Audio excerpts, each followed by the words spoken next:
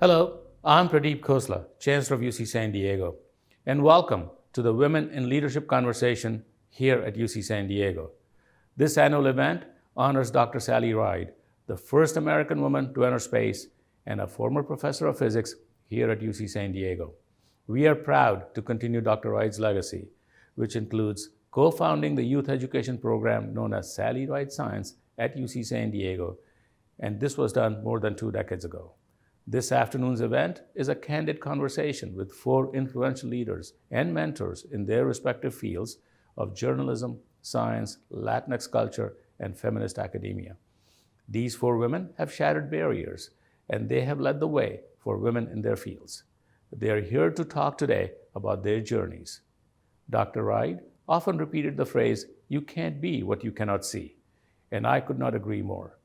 Since I arrived at UC San Diego, my goal has been to increase the number of women in faculty and senior leadership roles at UC San Diego.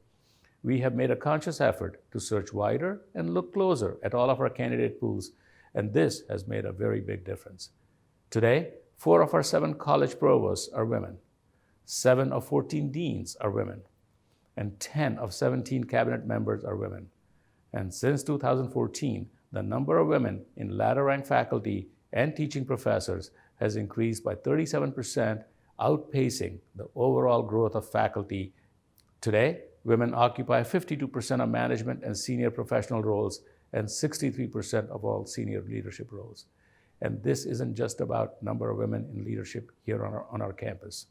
Dr. Ride would want us to create a more equitable environment for women in leadership everywhere. We cannot do that without focusing squarely on the problem and discussing it openly. To that purpose, I'd like to thank our panelists for sharing their achievements and their struggles with us today.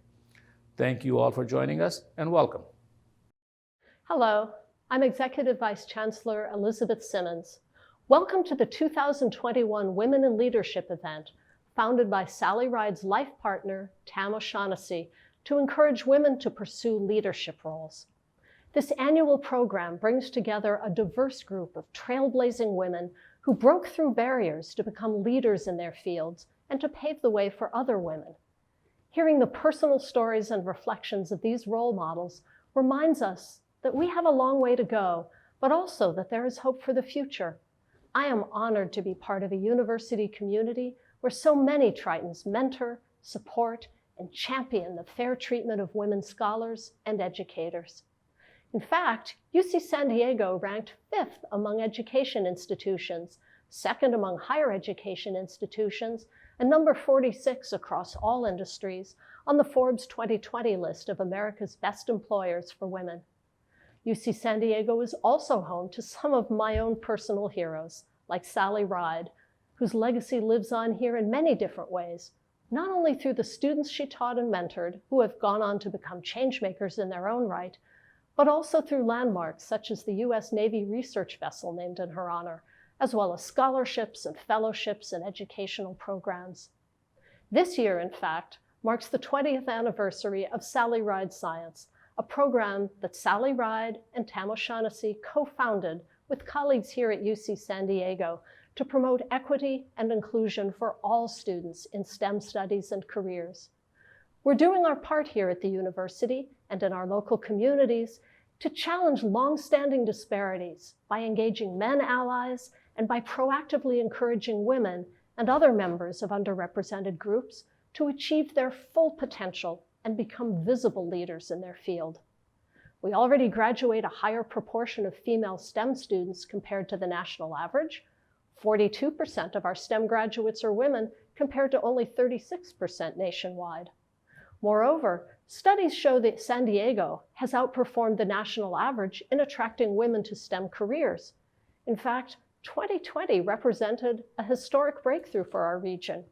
For the first time ever, women now hold an equal 50% share of the life and physical science jobs in San Diego County. I'm proud of the many strides we have made to improve the representation of women in STEM and leadership positions across our university community. Nevertheless, gender disparities continue to persist here and around the world.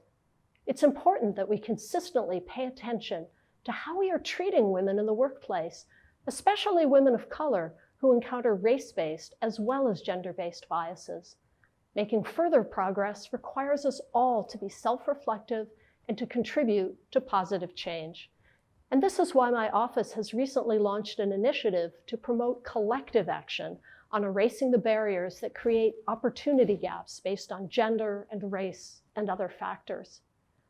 Well, partnering with women colleagues of distinctive backgrounds and life experiences and interests and leadership styles is an especially enjoyable part of my role as EVC. I lean on and learn from and am grateful for these colleagues every day. So let me close by expressing appreciation for our esteemed panelists for sharing their stories. I'd also like to thank everyone joining us here today for doing their part to help make UC San Diego a more welcoming and inclusive community where all students and faculty and staff will thrive. Hello, I'm Becky Petitt, Vice Chancellor for Equity, Diversity, and Inclusion. Welcome to the 2021 Women in Leadership event commemorating the 20th year of Sally Ride Science. This event honors Dr. Sally Ride, the first American woman in space and a former professor of physics here at UC San Diego. Sally captured the nation's imagination as a symbol of possibility and as an example of the ability of women to break barriers and achieve their dreams. Her legacy also includes a devotion to cultivating interest in science, technology, engineering, and math, with an emphasis on reaching girls. We are honored to extend her legacy through Sally Ride Science at UC San Diego as we inspire future generations of scholars to get excited about STEM. With Chancellor Khosla's commitment and leadership, and through our strategic plan for inclusive excellence, we've made significant progress, and we're committed to continuing on our path to full inclusion and greater representation of women in STEM and women in leadership. We hope you are inspired by today's conversation as we hear from an esteemed group of women who are leaders in their own fields, who are also examples of excellence and perseverance as they give us a glimpse into the power of inclusion and representation. Thank you for joining us. Enjoy the program. Hello, I'm Tam O'Shaughnessy. I'm co-founder and executive director of Sally Ride Science at UC San Diego. After retiring from NASA, Sally was a physics professor at UC San Diego, and today the university carries on her legacy. In 2001, Sally and I, along with our friends Karen Flammer, Terry McEntee, and Alan Lopes, started Sally Ride Science to encourage girls and boys from all backgrounds to become literate in math and science, and to inspire them to envision themselves as scientists and engineers. Here's how Sally expressed our mission. Everywhere I go, I meet girls and boys who want to be astronauts and explore space. Or they love the ocean and want to be oceanographers. Or they love animals and want to be zoologists. Or they love designing things and want to be engineers. I want to see the same stars in their eyes in 10 years and know they are on their way. Amazingly, this is our 20th anniversary. Sally Ride Science is a thriving part of UC San Diego Extension with exciting programs, virtual for right now, like our Summer Junior Academy, professional development for teachers, annual Women in Leadership conversation, and much more. Women in Leadership celebrates Sally's life by reflecting on the things she cared about most. Sally was an athlete, a physicist, a science writer, a space pioneer, and a champion of excellent and equitable education for all students. And in each of these areas, Sally was a leader. Our panelists and moderator are leaders from diverse backgrounds who will share valuable perspectives on how we can inspire girls to become leaders and empower women to help lead our country to a brighter future. So let's celebrate women in leadership and the 20th anniversary of Sally Ride Science. And let's continue working to keep Sally's dream alive. Thank you. First of all, thanks to Tam O'Shaughnessy for doing this. It is such an honor and privilege and so much fun always to have this conversation in honor of Sally and what Sally and Tam created. So thanks for that. So it's 2021. We made it. We survived the global pandemic, not without pain and loss, and a series of reckonings from race to gender to the real meaning of patriotism. But we are here and we're happy to be alive. And now, as one famous novelist wrote at the end of more than 200 pages, now we begin again.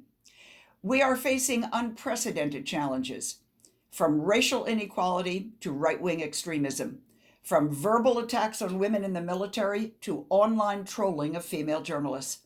No ethnicity is safe from the closed mind of bigots.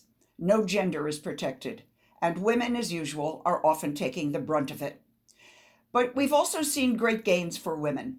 As a reporter who has covered more years of the women than I can count, I want to say here and now that 2020 was not only our latest, but perhaps our most significant year of the woman so far. We elected our first ever female vice president. We saw another extraordinary woman help change the electoral map in Georgia, along with a gazillion women who played a leading role in successful voter mobilization efforts. We are enjoying the elevation of large numbers of women, sometimes the majority, in various departments of our new government. And the Me Too movement continues to call powerful men to account. All good news in the face of persistent sexism. The questions we deal with today arise out of this new reality, with added and even more critical meaning. How have these turbulent times affected the demands and the urgency of women as leaders? What have we learned from this past year, from all of our past years, that will drive our female leadership? What can we take from our mistakes and our triumphs to get our girls and young women on track? In short, how do we proceed?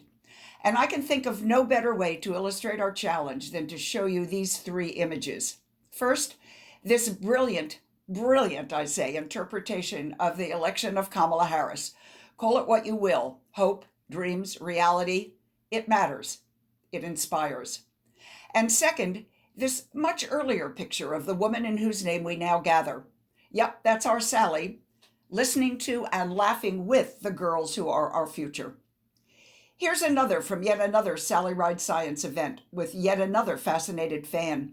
I especially like this one because it shows Sally signing the children's book about Mars that she wrote with Tam, and that brings this all much closer to reality. Sally once told her young audience, "You and I will both see people set foot on Mars. The people in this room are just the right age to be the first to land. Who knows? It might be one of you, and that will be cool." That will be very cool. Sally didn't live to see that, but we will. And it's our job today to help these kids get there and wherever else they want to go as they lead our nation to a better future. And to guide us on that journey, I am joined by a group of extraordinary women. Let me introduce them. Alphabetically, Dr. Brittney Cooper. Brittney Cooper is Associate Professor of Women's and Gender Studies and Africana Studies at Rutgers University and is a widely sought-after public speaker at universities throughout the country and an in-demand commentator for radio, podcasts, and television.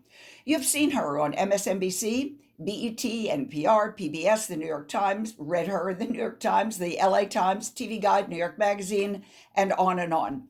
She is a regular contributor at Cosmopolitan.com and co-founder of the Crunk Feminist Collective and blog.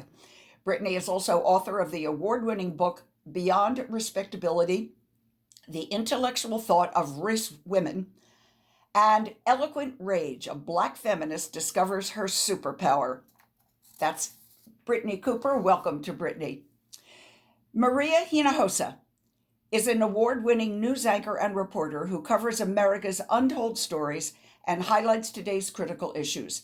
As anchor and executive producer of the Peabody Award-winning show Latino USA, which is distributed by NPR, and as anchor and executive producer of the PBS show America by the Numbers with Maria Hinojosa, she has informed millions about the changing cultural and political landscape in America and abroad.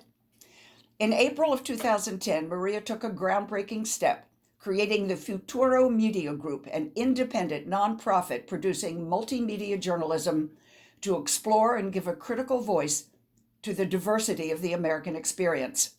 Futuro Media is committed to telling stories often overlooked by mainstream media. Maria is the author of 2 books, Raising Raul, Adventures Raising Myself and My Son, and Cruise, Gang Members Talk with Maria Hinojosa. And I have also learned that Maria is a newly elected member of the American Academy of Arts and Sciences. Welcome to Maria. Dr. Kathy Sullivan has a long career as a distinguished scientist, astronaut, and executive. She was one of the first 6 women to join the NASA Astronaut Corps in 1978 and holds the distinction of being the first American woman to walk in space. Her submersible dive to the Challenger Deep in June of 2020 made her the first person to both orbit the planet and reach its deepest point, as well as the first woman to dive to full ocean depth. Queen of the vertical, she is. Kathy has held a variety of senior executive positions since leaving NASA, including presidential appointments to the National Science Board and chief scientist, deputy administrator, and administrator of the National Oceanic and Atmospheric Administration, NOAA. She's also already a member of the American Academy of Arts and Sciences, just saying. Kathy currently serves on the boards of International Paper, Accenture Federal Services, the National Audubon Society, and Terra Alpha Investments, and is a senior fellow at the Potomac Institute for Policy Studies. She's the author of the children's book, To the Stars, and she wrote Handprints on Hubble, an astronaut story of invention. Welcome, Kathy, to you, and welcome to everybody. So let's start with a brief overview from each one of you. I'd like each of you to answer at least one of these questions. You can pick. Here are my questions. First of all, why women? What can we provide that men cannot? And what have little girls and little boys missed by not having women at the top? Brittney, I'm going to start with you on that one. So, I am a feminist, a proud feminist, and I didn't know when I became a feminist that patriarchy was real in my own life, that the system of male domination, of the idea that men and boys do it better, that they're stronger, that they can lead, that they're definitive, that didn't immediately resonate for me because the people who ran my life were women. My mother, my grandmother, my mother's sisters, my aunts. Those were the folks that I saw holding it down in my very working class Southern Black family as a child. And so it took me a while to realize that one of the reasons these women shouldered so much weight was precisely because of the ways that many men in my life had abdicated particular responsibilities and commitments to community.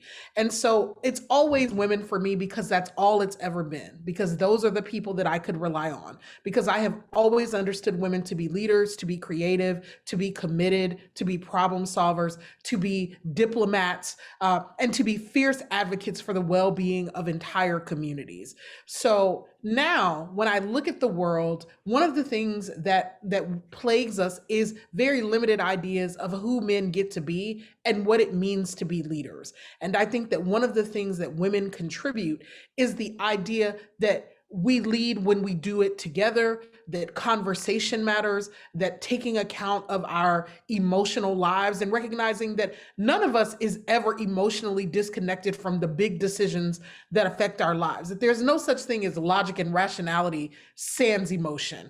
And that doesn't mean that women are more emotional. It means that we are more emotionally intelligent because we are socialized to be.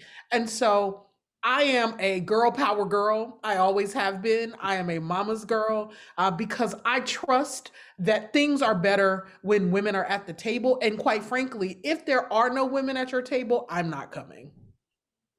Well, I feel as if we could end our conversation right here. That's all anybody needs to know. Thank you, Brittney. But in fact, there's lots more to know. Maria, what about you? What have we missed by not having women there? Why women? Well, I mean, it's kind of the same way that I say if your newsroom is not diverse, then you're not practicing excellence in journalism, period. And that you can just add the issue of gender right there. You're just not practicing excellence in journalism. And us journalists like to be known for being excellent. And so you're not if you're not doing that. So for me, I was thinking, Lynn, about I'm in the middle of finishing a young adult, young reader's version of my memoir, Once I Was You. And so I'm thinking a lot about my time as a child. And my mom, we were all born in Mexico. My mom was dealing with kind of hearing feminist thought coming from the University of Chicago, the community where we were living in. But I was witnessing feminism in a different way, which is way back then, way back in the dinosaur era, little girls like me, we couldn't wear pants to school. I mean, this is in Chicago. Winters in Chicago. And little girls were not allowed to wear pants to school. And it was because of the moms and their petitioning and their basically having us wear pants and then a skirt on top day after day after day after day, that ended up changing everything. And so, like Brittney, I'm a feminist. I didn't know exactly what that term meant, even though I was, I was growing up at a time when women were going and burning their bras. That was a statement, right? I'm free. I'm not wearing a bra anymore. When I get to Barnard College and I start taking my women's studies classes, and I call up my mom, who by now was working with Latina women survivors of domestic violence. And I was like, Ma, eres feminista, Ma. You're a feminist. You're a feminist. No, mijita, I'm not burning my bras. I'm not burning. I said, Ma, a feminist is a human being, in this case, a woman who is supporting another woman in making her believe in herself and own her power, period. And you do that every day with the survivors of domestic violence. And so I'm like Brittney, it's like the company that I created, it's run by women, it's majority women. And as a result, we create an atmosphere that actually produces excellence because of that emotional intelligence that Brittney was speaking about. We treat each other well, at least we try to. So if you don't have women, you're not having a good time either. You're just not, it's kind of boring. There you go. I want to make two comments before I move on to Kathy. One is that we were not allowed to wear trousers, pants to work in the early 1970s when I was working at the Associated Press. I used to think it was because it had to do with who wore the pants, but we were not allowed. That it was a big deal when we started being allowed to wear pants to work. And there was one famous judge in a court in New York who would not let a female attorney into the courtroom because she was wearing a pantsuit. This is the 1970s. So there you go. When I listen to y'all, I'm thinking of this. So I was able to wear pants, but I remember in the mid 90s, my family's very religious. And so women were not allowed to wear pants at church. And so my mother learned of this policy, like the pastor made it an official policy. And so my mother put on a pantsuit and called up the pastor of the church and went to a meeting with him in the middle of the week, and walks into church with a pantsuit and says, I don't agree with your policy, right? And so that was the end of that. Who gets to wear the pants is a huge sort of theme. Yeah. There you go. Well, I happen to know that Kathy Sullivan could not be an astronaut if she were not wearing pants, because that's all the outfits they had in their uniforms when she got there. So Kathy, what about you? Why women? And surely from what you've seen at NASA and other places, it's made a difference, but why women in general? Well, I don't want to back cleanup after Brittney and Maria too often, because they're brilliant points and so powerfully put. So I think my comments will probably thread a few of those pieces together. The point that stands out to me is because there are dimensions of leading, dimensions of making progress that are lacking if you don't have women in the conversation and at the table and fully credentialed, fully accredited, their voice fully mattering. I've seen this in so many ways, and both Brittney and Maria touched on this. Our society, gross generalization follows, but by and large, our society reveres one particular style of leadership. It is the macho warrior style of leadership. You see it all around you, and you hear it, you read it in everything from B-school articles onward. The way to get peak performance out of people. Competition is the only way. It is the one right, good, and best way. That's how you get excellence. That is one way. to propel people to excellence, spur them by pride or spur them by rousing their anger. It is absolutely positively not the only way. And I would argue, and there's research to back this up, I don't think it is the best way, because I think for many people, you have to judge, if you're going to use the competitive model, you have to judge how much pressure, how much stress is really stimulating this person so that all of their circuits are firing brilliantly, and how a little too far you've pushed them towards a fight or flight or a survival instinct. And a lot of their best capability shuts down at that point. So to come at it in a different way, to come at it in a style and a manner that is more commonly feminine, of supportive, of appreciative inquiry, of valuing all voices, of letting everyone complete their sentences. That's a classic line. Any woman who's led something, you're allowed to complete your sentence. Everyone gets to complete their sentences. We're not competing with each other for who's the loudest or the brashest. It is not presumed that since you weren't brash enough to shout down Brittney or interrupt Maria and jump on the table and win your point, clearly you're not really as strong or as smart as you ought to be in my world. All these presumptions that attach to what is simply a preferred style, inculcated in our society, the boys' locker room style, the sports trash talking style. I have seen so many people flourish, especially young early career women, absolutely flourish when they're working in an environment where they don't have to doubt that they belong there. They don't have to doubt that people in the room want to hear them. They start to recognize and feel, I'm not here out of charity. Let her in, she wants to play. I'm here because I bring something. And I need to give that something that I have fully, with full voice and with full expression. So, we unleash so much more talent, and with, regardless of gender, you unleash so much more creativity when you're allowing people to blossom. I am going to interrupt you here just to say, why is that a female trait? Why are we more capable of that than men, do you think, or are we? I think we are intrinsically more that way. I think, and Brittney touched on it, we tend to still be socialized that way towards paying attention to others, being responsive to others, being aware of others, and not feeling that diminishes us to be aware of someone else. It enriches us to be aware of people around us. And young boys, again, in our society, I can think of my brother and watching good friends raise some of their sons.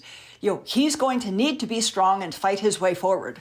So that young boy is hearing from an early day, this is what you must be, and you take pride in being a warrior, in being the alpha, in have everyone responds to you. You don't need to be reflective of or responding to others. It's isolating. It's limiting. I think it's a terribly sad thing to be acculturating our young boys that way, and not letting them be fully human in their own distinct and unique way, because they have to fit this warrior king alpha male role. I interviewed the only president who I've interviewed, sitting president in office, was Michelle Bachelet, the first female president in Chile, and she's a medical doctor. This stuck with me. She said, "Look, people criticize my style because I like to have a lot of people around me, and I like to hear what they have to say, and I like to kind of lead in a collective way. And people mistake that for having a lack of leadership or whatever." She said, "I'm a medical doctor. If an emergency happens, I'm going to make the decision. I'm going to stand by the decision, and it buck stops with me. But if I'm not in an emergency situation, that's how I want to lead." And I was like, bet. There's not, we are made to feel wrong because we want to hear other people. And I purposely, in my company, what I say is, I'm not good at this. I'm not good at this. And that's why other people. And so acknowledge the fact that we're not good at everything. And so that means that you need to have people around you. Yeah, the other thing that that sort of singular model promotes is this notion of scarcity, right? It promotes the idea that you not only that there is only a limited way to be or only one who is the best, but also then it limits our ability to see all of the other kinds of ideas. It limits our capacity to be creative. And so that's why my crew started the Crunk Feminist Collective together because, there was all this pressure with us being first. Many of the women that I am in my feminist collective with are first generation women of color, Black, South Asian, Latina. And, to the first generation Americans, you mean? First generation to go to college. Some are first generation Americans, but some are literally first generation to go to college. And so there's all of this pressure when you're the first in your family to be the best and to excel and to beat everyone and to shine.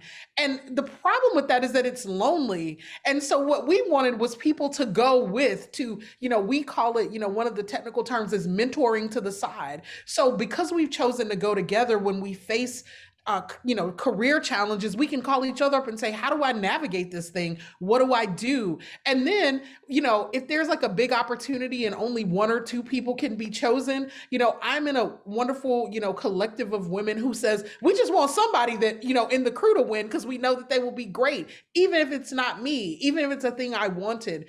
And that's a much more healthy, sustainable approach than this kind of masculinist competition that says only one person can be the best. Indeed. And I was just going to say the concept of safety in numbers is something we'll get back to in a bit. And I want to talk to Kathy. Go ahead, Kathy, whatever now. Yeah, I was going to offer a quick story from the other point, from a male's point of view. A good friend of mine, an oceanographer, very well established in his field, teddy bear of a guy. I mean, this man should play Santa Claus at every Christmas. He hated the fighting, shouting, the really combative approach to planning an oceanographic cruise, insulting the other person's science, demeaning their equipment, because I want all the ship time and I want the ship should be doing what I want, where I want. And every night while you're out at sea, that happens over again because today didn't go quite the way you planned. So you have to rethink tomorrow. Another round of combat every single night. John hated this. But he really felt good and felt proud about the quality of science that came out of it. So he figured that's just what it takes. You have to put up with this to get excellent science. Later in his career, he finally had a chance to go out to sea on an expedition where the chief scientist was a woman. And he tells this story so vividly, it being out at sea the first night, and that replan meeting happens, and no one's yelling, and no one's insulting, and they're actually listening to each other, and you could see them learning from each other and even giving a bit. No, Brittney didn't get quite what she could. Let's go. Gracious. And about 3 days in, he realizes he had absolutely never seen such superb science done at sea. But his punchline was really meaningful to me. He said, if you told him before he had that experience, if you had said to him, John, on your next voyage, take Kathy along, but she really hates the shouting, so just don't do the shouting stuff. What he would have felt was, you're asking me to accept a lower standard. You're asking me to do less and to be less. Until he experienced it, he didn't know or believe that there was another path to excellence, and it could look like that. But that's then how he led as he went on to lead a major academic department. It's a great story. And Kathy, keep going now. I want to ask you now, personally, what did it take to get you where you are as a woman? What obstacles did you face? Who were your mentors or role models that enabled you to get by that? Or were there no obstacles for you as a woman? I have to say, I think I had an astonishingly obstacle-free roadway, not completely, but certainly many women have overcome far greater and more numerous challenges than I had to do. The key to me is back to parenting. I was raised at two parents, an engineer father, a stay-at-home mom who had dreamed of greater things, but life didn't open those doors for her. And I think the key that they gave to me from an early age was real confidence and their 100% backing that I could be interested in anything I was interested in, whether little girls did that stereotypically or not. And if someone else commented, as people sometimes will do, about, oh, that's, wow, interested in that, I felt sort of inoculated against those opinions. And I had an episode of that in kindergarten. My Christmas list that year featured, I think, nothing but guns, which was not an interest that had anything to do with guns. The commercials on Saturday morning television showed these devices moving and doing interesting things. And I wanted to know more about how they did that and to see and feel and hear them. So that's why I wanted them. But I remember my kindergarten teacher was clearly distressed that this little girl wanted guns. But thanks to my parents, my first reaction was not, oh, I'd done something wrong. It was, she doesn't understand. She doesn't understand what the interest is. At age 5, to have that glimmer of confidence and a foundation, and no, I'm perfectly okay at home, and no one gets to edit what I'm interested in. They can have their opinion, but they don't get to edit it, and they don't get to stop me. I always say, choose your parents well. And in your case, that clearly worked. Maria, what about you? Obviously, your mom was sort of there without knowing she was a feminist. What obstacles did you face, and who were your mentors? Since the book came out, people have asked me, like, what was it like to be the first Latina hired at NPR, at CNN, at PBS? You know, what was it? And I remember just like, well, I was really happy to have a job. You know, it was a recession. So I was just like, I wasn't thinking like I'm the first, like the first thing was I just got a job. I think like Kathy, in some ways, my career, I don't know if it's the vibe that I kind of gave off, but it's not to say that I didn't face comments. Mm-hmm. I mean, we could sit here and talk about the comments, you know, what people would now say are microaggressions. And I just learned like, you know, they're just, you know, now I know I'm a boxer now, so I understand the weave and the duck, you know, I get it. And I basically kind of live that way. But apart from that, because of my family too, my dad was a medical doctor dreamer. He helped to create the cochlear implant. And my mom, from being, and didn't graduate high school, that ends up being, you know, somebody who works with women in domestic violence in Chicago and becomes a national leader on that. So I was just like a fighter. I was just going to keep on going for whatever it is that I wanted to do. And I wasn't going to stop. I think that that's, you know, the question is why, where does it come from to just keep on going? And I think like the Kathy, the Brittney, the you, Lynn, you know, because I would watch you, right? And I'd just be like, check, because, you know, when I was younger, there were no women on television, right? And then you see Lynn Sherr and you're like, check that out. Lynn Sherr is reporting from Washington. This is interesting. And suddenly, you know, other things start opening up in your mind. But we're just fighters. I think there's something in us that we have been, luckily, those of us who are here, and ideally those of you who are at the conference, right? You already have that. Somebody's already told you, no, listen to that fire, listen to that gut. And I'm just so, I mean, my dear friend, fellow journalist, Farai Judea, came up to Harlem one day and she said, Maria, you're a queen of never giving up. And I'm like, I like that. That's good. I like that too. Brittney, how does Brittney, you've told us a bit about your family and your upbringing, and clearly you had mentors built right in. How does what they told you compare to what you tell your students or what you tell young girls today? Is there a difference between the advice you got and the advice you're passing on? You know, there is a bit of a difference. For me, I think one of the differences here is because I grew up in a single parent home, I grew up working class, and I was a kid that was pegged as quote unquote gifted and talented very early, which meant that I was moved out of classes with more students of color and I was put into classes with mostly white kids, right? And so I dealt with teachers who were racist, and there was never a year pretty much past the 5th grade where my mother didn't have to call a teacher. And this was back in the days of the phone book, and we lived in a small town, so she wouldn't always know the teacher's full name, so she would look up everybody under that last name in the phone book until she found the teacher, and then she would call them and give them the what for about whatever modes they were harassing or undermining me in the classroom. And so even though my mother had at that point in her life only finished high school, she became this fierce advocate for me, and it was necessary, right? And it was necessary for her to sort of show up and perform like, I care about my Black child in a way that, so even though I didn't always see myself as going to war, there was someone going to war for me. And so I grew up with the sense that you could not make a mistake, that you had to be perfect, that you could not have a bad day, that you could not slip up, because your entire future was riding on being absolutely impeccable. And today, one of the things that I see with my students is that they chafe under the pressure of that, under the pressure of being perfect, being excellent. And so I have very high standards, but I try to be a little more gentle, actually. The women in my life didn't have the luxury of being gentle or tender with me.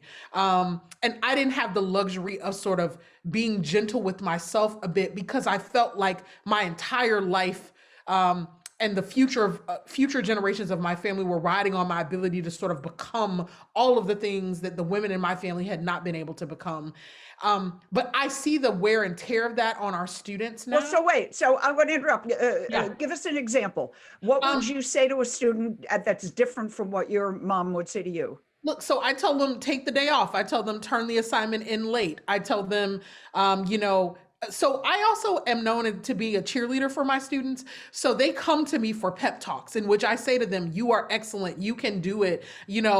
I know the white boy across the room seems like he knows more than you, but he doesn't. He's performing. You got it. You're good enough. People told me, we believe in you and we know you will be successful. But what they didn't say was that I could have a bad day, or that if I got into it with a teacher, that was okay. It was always swiftly course correct. Whereas for me, I sort of say to my students, like, your perspectives and opinions are valid. If you need to take a self-care day, please do. Burnout is real. Please make sure that you're attending to the depression that often comes from all of this pressure. Because I did deal with depression and I dealt with a lot of rage. And I didn't know until I was much older, well into my 20s, that was the accumulating result of never having any outlets other than to be a damn near perfect child. And so I try to just relieve the pressure on my students by simply saying to them, like, even if you didn't get a perfect score on this assignment, your career is not over. If you did not get an A in this class,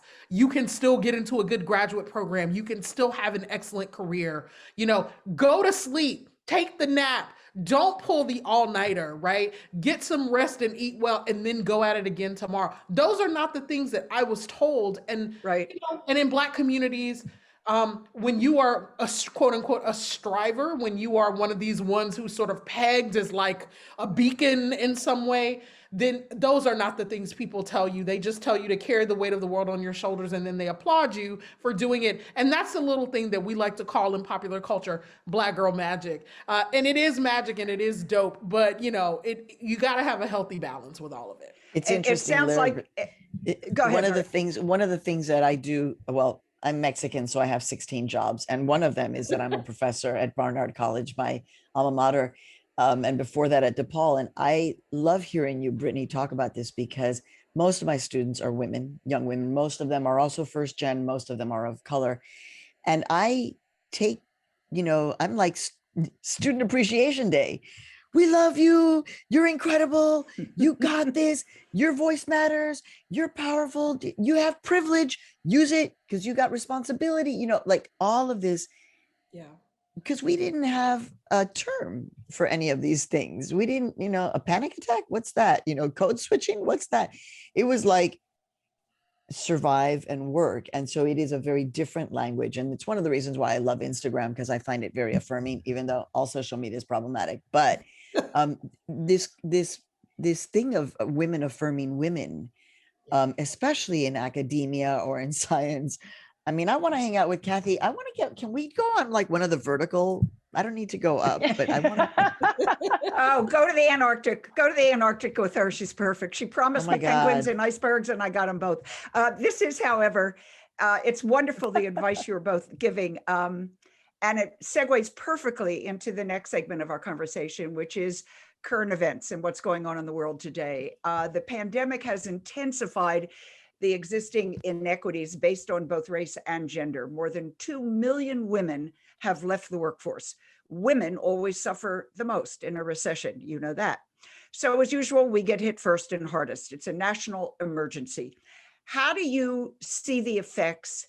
How has the pandemic affected women's lives and economic status? And how can women recover the ground that they've lost? Kathy, have you got some comments on this?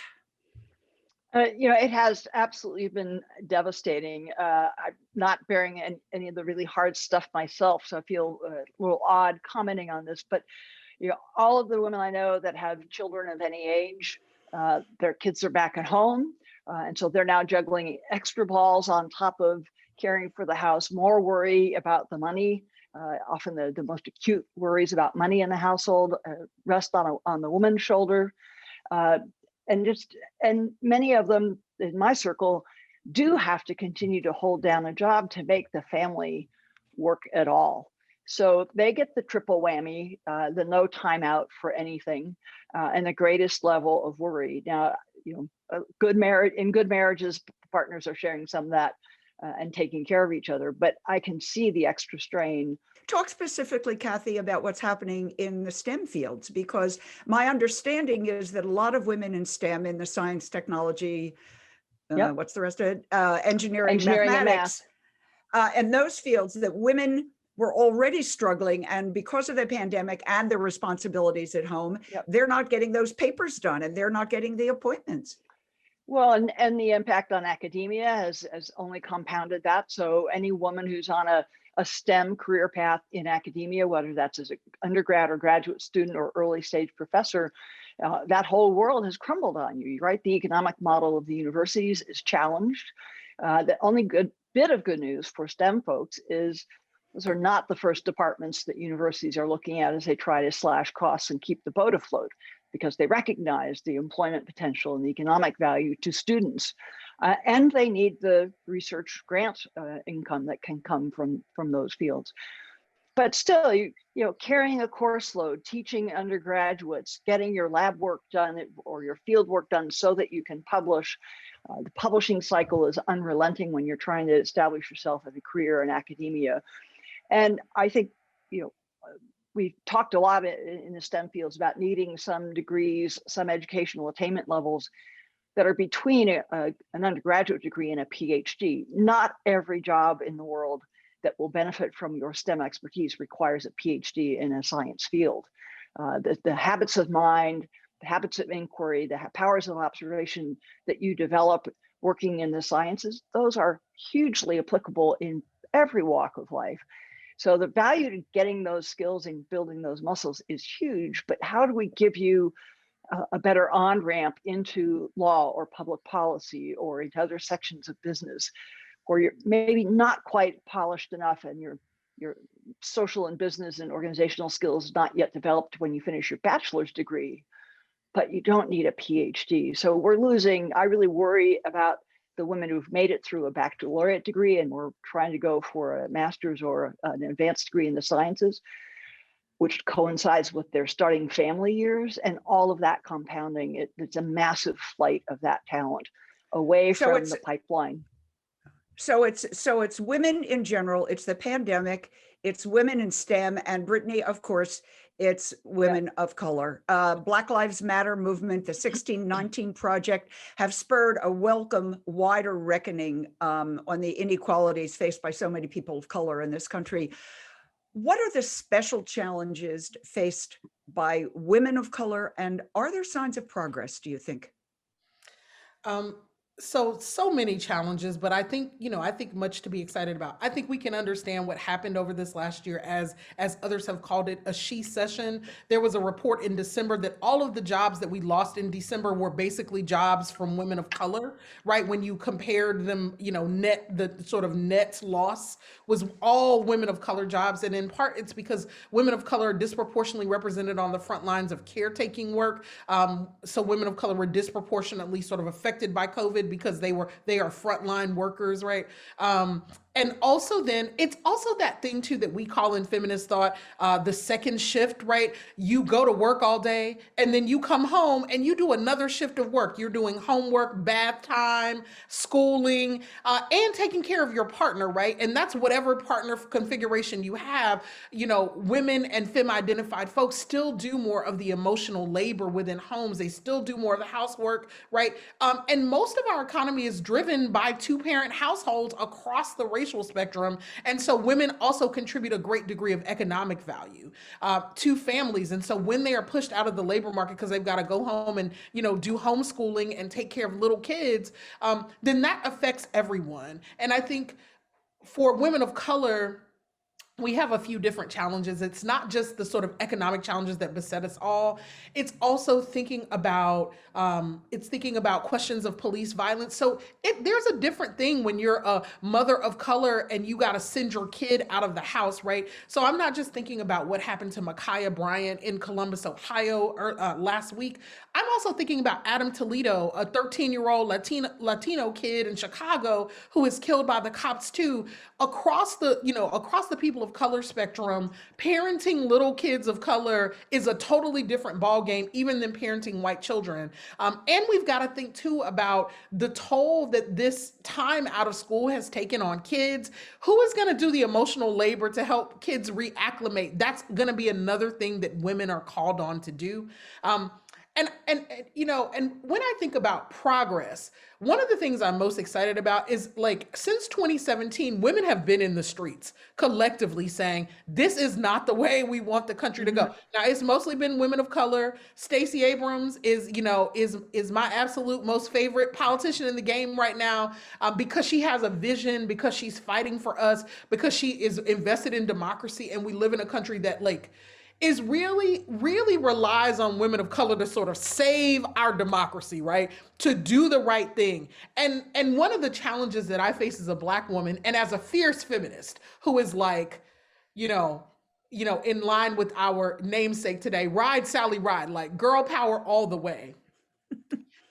I believe that. And at the same time, I'm sometimes like, what do we as women of color do with white women? Because sometimes we can't trust white women, right? Sometimes the political choices white women make, sometimes the ways they're in league with white supremacy, sometimes the ways that we relate to each other in the workplace are not about feminist solidarity. And those are the hard conversations to have, that my womanhood is not like white women's white womanhood. And so there's a way in which I like to say, dudes are terrible. Like, you can't trust them. Let me just have a girl power moment. Like, you can't always trust dudes, you know what I mean? They'll throw you under the bus. And so we need each other, but we also have to remain clear that we need each other to be together, and that we got to be able to hear the differences in our struggles. I also try to do this as a straight woman, to be a good ally to my queer, sisterin, right? To be like, look, we don't need all of this hetero stuff everywhere all the time. What does it mean to support queer women, in the workplace? What does it mean to support them in struggle? And so we all got to be real clear about how to do feminist solidarity with a level of complexity. And if what we said was true at the beginning of this conversation, which is that women get around the table and we work it out, and we don't have to yell at each other, we just have to have the tough conversations, then we got to be able to have it about race, about sexuality, about class, and then I think things will be better.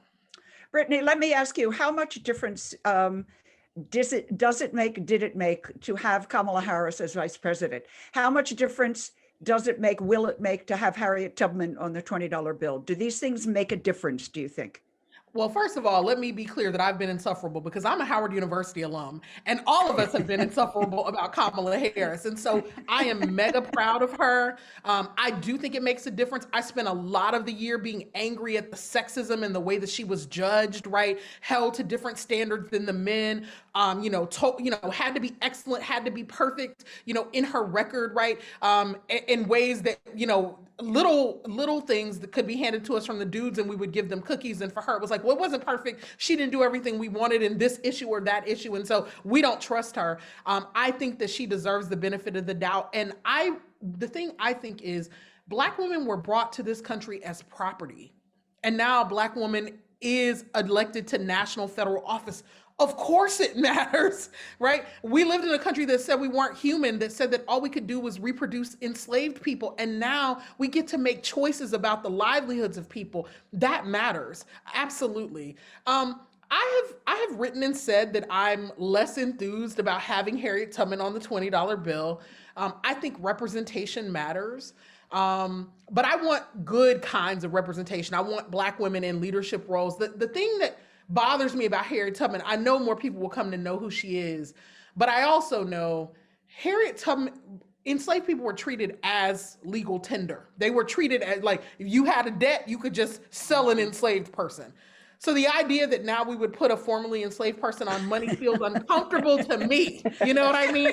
But look, what I will say though is that Black people do not agree about this, and we don't all eat the same things. And so I get that it is going to make a historical difference that a Black woman will be on legal tender. Absolutely. This is a subtlety I had not considered, and I guarantee you the U.S. Treasury, which thinks about nothing, did not consider.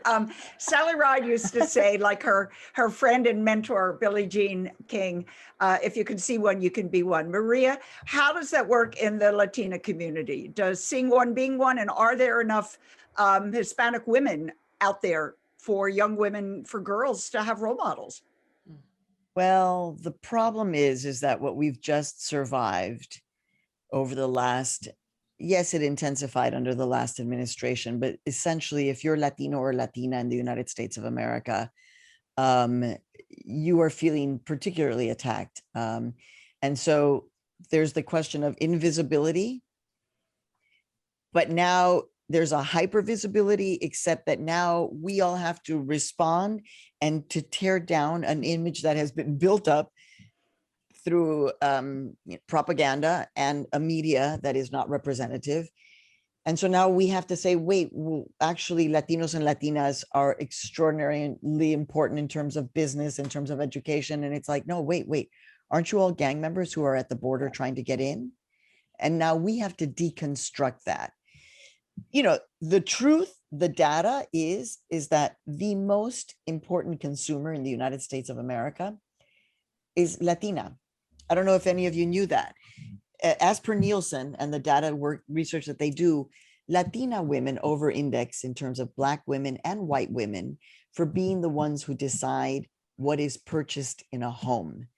So we decide the paper towels, the detergent, the books, the movies, the TV shows. And this is an extraordinary amount of consumer power. You know, when I say this to my students, Brittney, they're just like, I don't care. I'm an anti-capitalist. So, you know, it's just like, I don't care if it's like, I understand that. But within the context of this structure that we're living in, there is power in what you have. In that consumer power. Imagine if Latina women all decided to boycott something. It would be the end of Tide or whatever it is, you know, whatever product. Yep. So for us, it's invisibility, now hypervisibility, and tearing it down to actually be more truthful in representation. And it's a lot of work. There are, I think here's the critique that I'll make about Kamala. Like, I think if Kamala had it to herself, there would be a different conversation specifically on the issue of immigration and refugees. And so I kind of wish that she had, even though she's been charged with taking care of this issue, there has to be a total break in terms of the narrative around immigration, refugees, the fact that they are not all Latinos and Latinas, that there are many Black people who are immigrants and refugees and migrants right now that are being held. I think if she had her druthers, you know, she might do that thing of like shut down all the detention camps, stop holding children, you know, bring the mothers in. And so I'm looking for, while of course we're thrilled that Kamala is there, I'm part of the team that is going to be pushing and pushing and pushing from out here to be even more radical. In your memoir, Once I Was You, you have a very personal situation that happened at the border as an immigrant in Mexico. Talk about that a little bit and how that affects what you're saying. So there's a saying in Mexican Spanish, no hay mal que por bien no venga. There is no bad from which good cannot come. Were it not for the last administration and the kind of horror that we were kind of exposed to, this wouldn't have all unleashed, and I wouldn't have understood what actually happened when we arrived in this country with privilege, with green cards, by plane, to meet my father, who was at the University of Chicago. And in the Dallas airport, because we were Mexican and there was a policy on the books until 1964 to check our bodies to see if we were clean enough. So the immigration agent at the Dallas airport sees that I had a rash and says to my mom, oh, you can go ahead to Chicago. We're going to keep her, me. And this, when this all comes, literally, it's just kind of in the process of writing the book and this conversation with my mom and the hearing the voices of the children crying who were held in these cages, this all comes tumbling out. And it affects me, Lynn, because I realized why I do what I do. So the trauma that is, the survival of Brittney and the trauma of being a Black woman legacy in this country, or the trauma of being arriving to this country, and because you are Mexican and different, you are almost taken away from your mother. It's like, so you were not taken away from your mother. No, my mother, oh my God, no. My mother, all 5 feet tall, started screaming in full, she had all 4 of us kids screaming and using her privilege. The only thing she said, you called the president of the University of Chicago and you asked him. I mean, she literally created a scene. And when I asked her, I thought it was a feminist moment back when. She was like, it wasn't feminism, it was trauma. It was trauma. So that's the kind of thing that the young women who are watching us, you may have this in your life, but you can understand that you use it and you flip it and you make it your superpower, your survival power. Yeah. So it's Black girl magic, and it's that kind of superpower. And Brittney, I'm going to let you say whatever it is you wanted to say to Maria, but while you're doing it, consider this, please. In your book, Eloquent Rage, you write about anger as a Black feminist superpower. And based on what Maria just said, and in your experience, how does anger help and how can it hurt? Yeah. The thing I wanted to say is Kamala is the child of immigrants. She is the daughter of immigrants. And so I think that means she has a moral responsibility to actually get this right. Preach. And the challenge that so many of us face is, when we are in these positions, what do you do? Look, I don't agree with Kamala on everything. And so, in the primaries, I didn't support Kamala. And then folks said, how dare you as a Black woman not support this first Black woman? Because I wanted someone who was more to the left. And then when she won, I also felt intense pride because I know what it means for a Black girl to get over the finish line. And so one of the things that I'm also trying to say today is that we are not here to sell you this narrative that it's all kumbaya when you have a bunch of women at the table. We disagree. We disagree intensely. We don't all ally just because we have shared identities. And so we both, have so I have political commitments that are more like Maria's, right? Why are we terrorizing people at the border? Ethically, we must stop doing that. And also understanding that a Black woman has been put in a position where she isn't the primary decision maker. So her job is to make our president, though he has done a pretty good job thus far, he is still an old white man who's fairly centrist. And this Black woman has been put in a position where she is to make him win. And when you are a woman in these high profile positions, you're often in these really terrible positions. And so we have to figure out how to be in solidarity with that challenge and also push you to show up and do the job you are there to do. And part of what that means is remembering what your purpose is in the institution. That is one of the things that I try to remind myself is not what are other people's goals or projects, but what is the work that I am there, given my history, my own journey to do? Who am I there to make something easier for? It's why I teach in the ways that I do. And one of the things that clarifies that for me are the things that make me angry. So I have been enraged about the killing of George Floyd. I have been enraged that a Black girl named Darnella Frazier is the reason that we were able to procure a conviction in the Derek Chauvin trial, right? Because there's a traumatized Black girl who was forced into a position of seeing law enforcement not do their jobs that day. I am enraged about what happened to Ma'Khia Bryan in Columbus, Ohio. I'm enraged about how women are treated across the board, that we're terrorizing young women and girls at the border, right? That we are, literally there was an official there at the end of the Trump administration who was recording when young women started their menstrual cycles and keeping track of that. Why is that? That's unacceptable, right? When we are clear about what we're angry about, we are clear about where injustice lies. And I think the things that enrage us tell us something about the kind of work we're supposed to do in the world and what kind of causes we're supposed to be fighting for. And one of the reasons that I tried to own my anger is because people love to call Black women angry Black women, but any woman knows that moment when you're sitting around the table with men and they call you emotional. You show a little bit of personality and they say, calm down. Relax. It makes me want to fight people. You know what I mean? All women experience that moment. And the reason that I try to own my anger and my rage is simply to say it is not destructive. It doesn't mean that I'm unclear. It means that I'm quite clear, in fact. And I try to use that rage as a power to build the world that I want to see. I grew up sometimes seeing men in particular not use rage particularly productively, but I don't believe the lie that angry women are untrustworthy. I believe those are the chicks that change the world, and I'm trying to be one of them. You know what I do in that point around 2015, when I was angry at so many things, also lost my father, my best friend, my cousin died in the same 6-month period. I started boxing, and I box 4 or 5 times a week. And I think it really is something in terms of our rage. There's nothing like it. Someone recently asked me, what are you thinking about when you're boxing? And I'm like, well, first, I'm not thinking, which is the good thing, right? So I'm giving the brain. And then I'm thinking about my technique, which is like really silly because I've never watched a boxing match because I actually hate boxing matches. And I'm never going to actually hit anybody. But it feels good to know that if I had to, You could do it.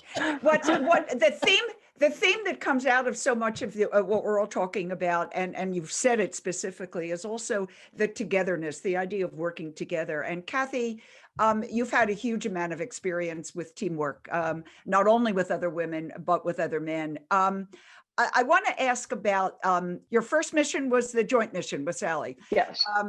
Kathy's first shuttle mission was the first mission with 2 American women, 2 women going into space together.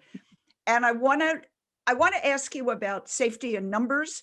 And I want to ask you if that made it any easier at that point to fly. Sally, at that point, of course, was the world's most famous person. And here comes Kathy. And tell your little joke about what you did too.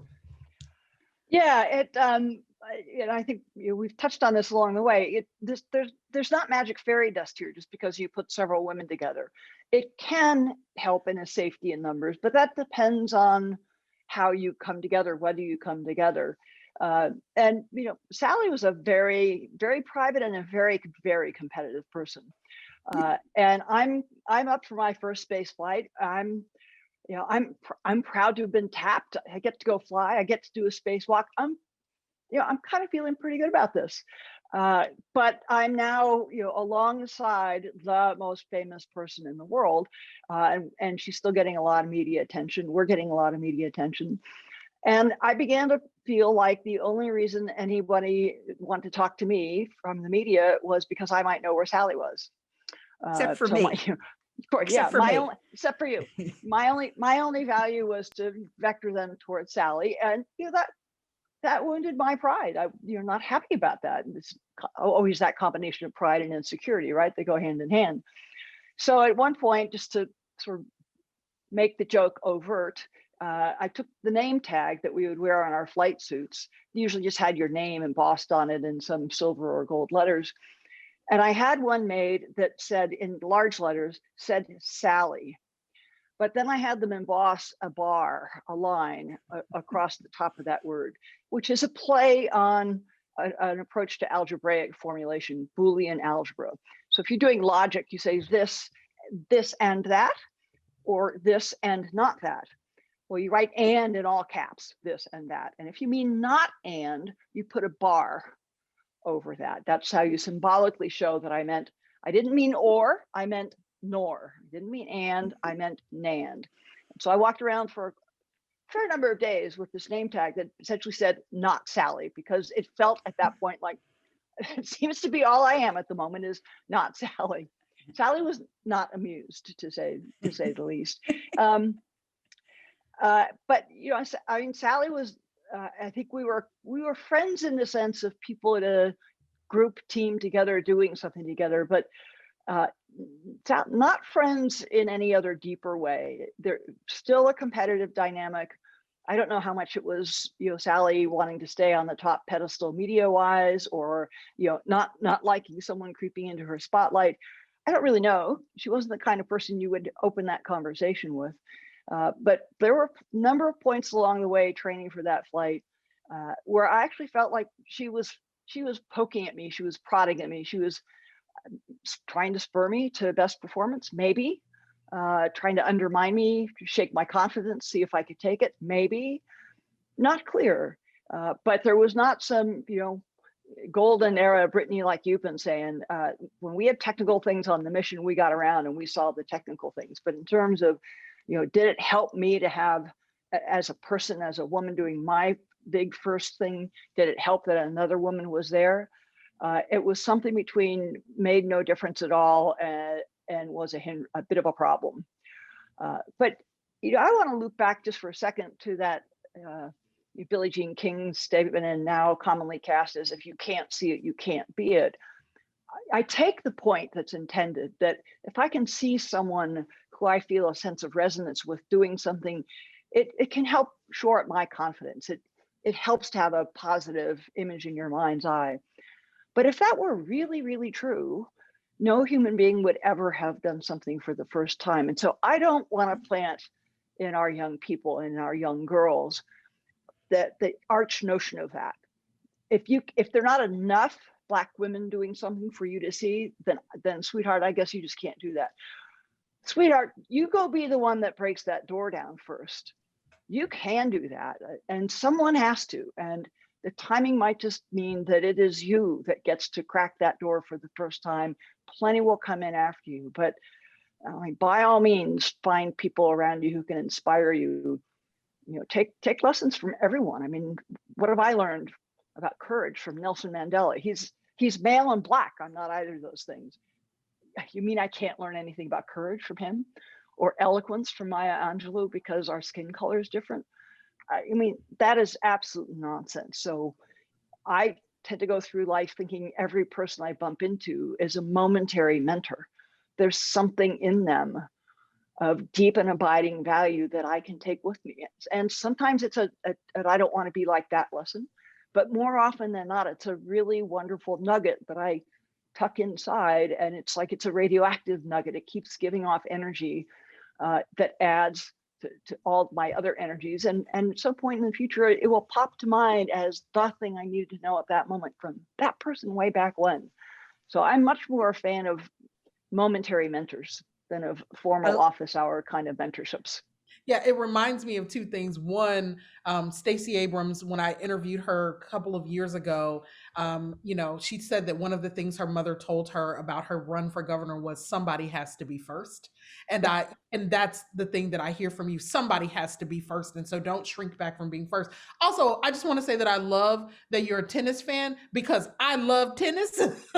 and so really, quite frankly, my internal person that I'm always trying to be is some combination of Venus and Serena, right? Like I'm trying to have that sort of precision in the power, right? And then that kind of finesse that Serena has, and then the finesse that Venus has. And when I think about them, and I think about the work that they did with Billie Jean King to make tennis more, to create gender parity within tennis, particularly Venus, right? But also they are my reminder when I think about folks who inspire me, Those are women who came into the game of tennis and changed how it is played across the board, changed the standards, changed the level of athleticism, right? And don't always get credit for it. And so it's not just that women collaborate differently. Sometimes we actually elevate the quality of the science, the quality of how the game is played because we're there and because we're in the room. And we don't always get the credit for it, but that doesn't mean that there's not, an immediate impact from what it means for us to show up, and therefore to show up and to not play small, right? To show up and to not make it easy for other people. Don't apologize because you're great and you therefore force other people to be great. You don't know what you might mean to someone else that's watching you. So don't pull that punch. Don't edit yourself. We're going to do this really quickly now. I need really very, very brief answers. And since Brittney brought up tennis, I'm going to go to that very quickly first. Sally Ride was, of course, best known as an astronaut, a scientist. She was also, as a youngster, on the professional circuit. I know for a fact that one of the reasons she was chosen at NASA to be an astronaut was because she also had the hand-eye coordination, and they loved the tennis thing. My point being, you need something other than your main thing to make it. Very quickly, what is it besides what you do on a daily, in real life? What is it that makes you who you are? I'm just going to go around quickly for this one. Brittney. Cooking. Kathy.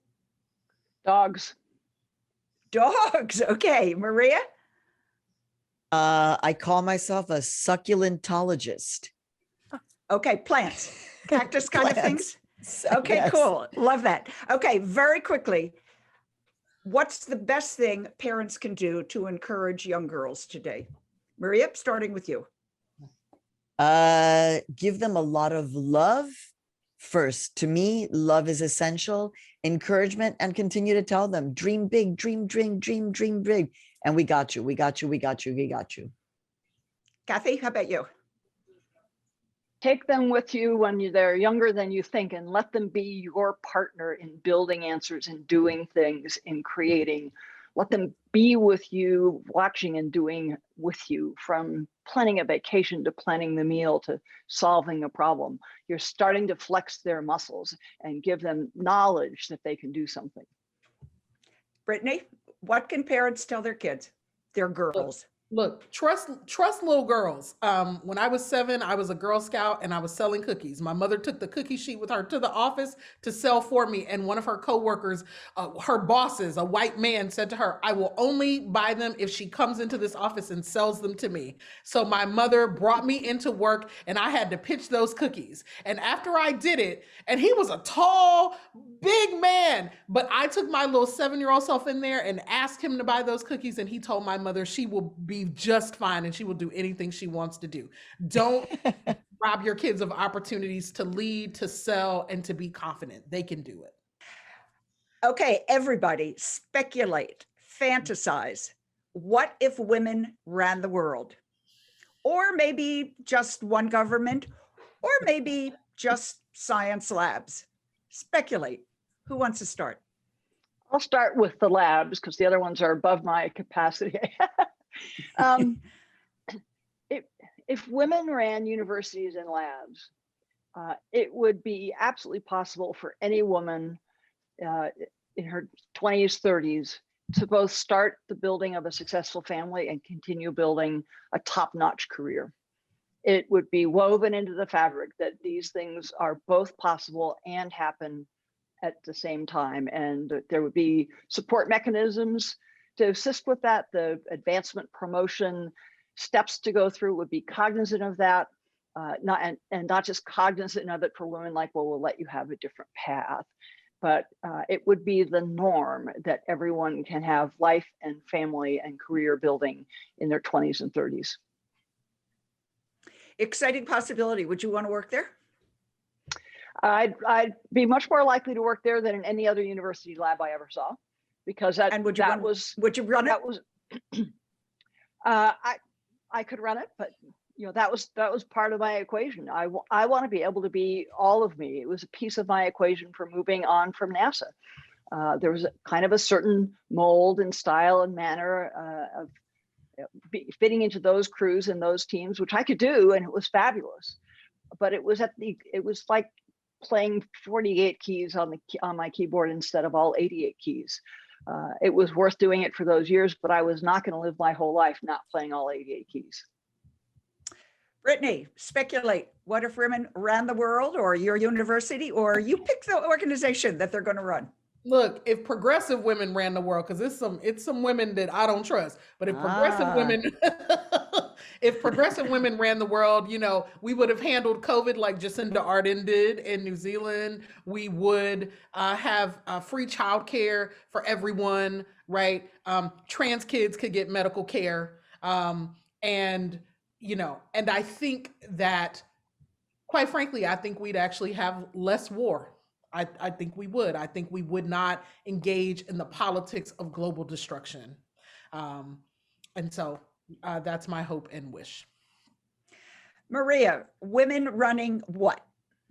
Oh, well, you know, I'm about to tell you, it's about to be, we have to run all of the media institutions, all of the journalism, and I'm going to take Brittney and go one further or up it. I don't know. I don't play poker, but whatever it is. I actually want women of color to run America's news media. Yeah. I want us to be the ones where the buck stops. Yeah. One, because we're excellent journalists, period. We're excellent American journalists, period. But two, because I think it's time for this country to see the world through a different perspective. And I think it would change everything, not immediately, but ultimately everything, I think, is what it would change. Love that. There's a newsroom I would work in. I love that. I do have one more. I'm going to throw one more in. It is sort of an afterthought, but haven't we always been an afterthought to them? Advice for men and boys. What can they do to help our girls and young women get ahead and run America's newsrooms and science labs and universities and you name it? Be a good collaborator. I'm thinking of colleagues of mine who work with me, who are men, some of them who are white men, who work in a woman-run media institution. They are good colleagues. They listen. They bring their whole selves and their ideas. So they're not censoring themselves, because we don't want that. But they listen and they watch that ego. That ego is something that they have to learn, and it's very hard when you're raised in patriarchy. But they can try. They can try and do it. Brittney? I want men to stop getting the language right without doing the emotional work. I want y'all to really make sense of what it means if you're not the primary person in the room, if you are not the leader, because we have too many stories of men who outwardly supported feminist causes while secretly sexually abusing and harassing women. So it isn't just enough to say the right things. It isn't just enough to give your money to the right causes. It isn't just enough to hire women. You have also got to actually be a better man. You have got to undo your investment in patriarchy, undo your investment in being a leader. And one of the key ways you can do that, every dude needs good homegirls. Everybody need a black homegirl.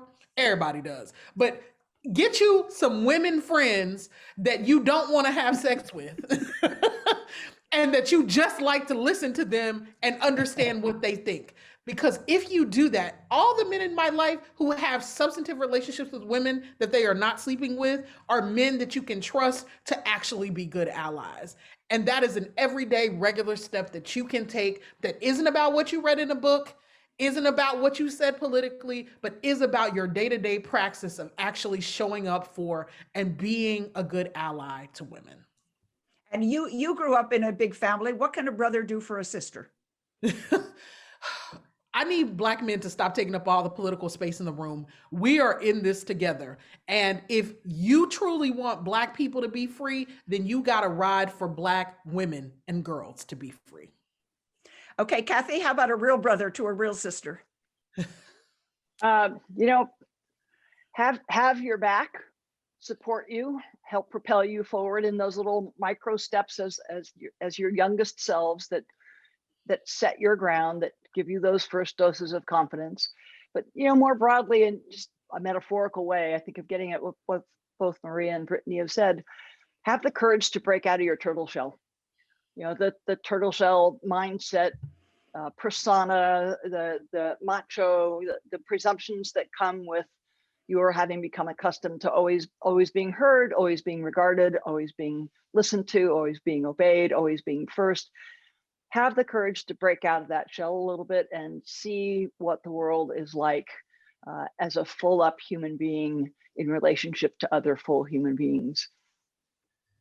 Yeah. All wonderful advice. And heaven knows we've all made mistakes. Heaven knows we've done some things wrong. But with advice like this, momentary mentors, all sorts of things. I think the young girls, the young women, the girls, even the little boys who are watching can get a lot out of this and make the world a better place. And I keep thinking back to what Sally said to that group of youngsters that she addressed and told them that one of them would get to Mars. It turns out one of them is going to get to Mars, and pretty soon. Kathy, you want to give us a quick insight on when are we getting to Mars? Oh, well, the first question is, what do you mean we pale-face? Because it's an interesting era with so many countries really at least saying and announcing very bold goals. I don't think it will be before 2030. I think it's quite possible, maybe even likely, it'll be a multinational mission. And there's a fair chance it'll be a different kind of commercial participation in it, not just a government contracting for the vehicle, but possibly actually a corporate push along the lines of SpaceX or Jeff Bezos's Blue Origin. So it's going to be a wild ride for a decade in space with lots of new moving parts and lots of new players. I mean, look at Mars right now. There's a spacecraft orbiting Mars from the United Arab Emirates, who I suspect many people would not top of mind put at the top of the spacefaring nations list, but they're at Mars. Well, and maybe once we get to Mars, we'll do it right with lots more women. On behalf of Tam O'Shaughnessy, on behalf of the late Sally Ride and Sally Ride Science, thank you all for an extraordinary conversation. I think we could go for another 3 days and still not cover everything. And I hope everybody out there listens to every single thing you said, because it's all important. So thanks to you. Thanks to our wonderful audience, and see you next time. Bye-bye.